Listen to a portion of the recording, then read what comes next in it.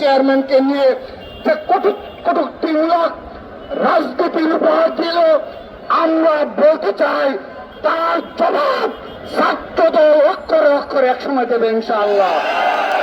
আমরা স্পষ্টভাবে বলতে চাই, ইতিহাসে এই মত কায়েমের জন্য এবং বিএনপির ভারপ্রাপ্ত চেয়ারম্যান জনাব তারেক রহমানকে নিয়ে কটূক্তিমূলক রাজনীতি শিষ্টাচার বহির্ভূত রাজনীতি প্রণয়নে এই নির্দলীয় সরকারকেও আইনের আওতায় নিয়ে আসতে হবে। গুপ্ত সংগঠনের নেতা কর্মীরা তারা রাতের অন্ধকারে যে মিছিল করেছে, সেই মিছিলে এই সরকারের কোনো ব্যর্থতা তারা দেখে না। তারা এটিকে একটি রাজনৈতিক ইস্যু বানিয়ে আমাদের সর্বোচ্চ সাংগঠনিক তাকে জড়িয়ে যে রাজনৈতিক শিষ্টাচার বহির্ভূত বক্তব্য রেখেছে। নির্দলীয় সরকার ইতিমধ্যে তার নির্দলীয় যে রূপ, সেই নির্দলীয়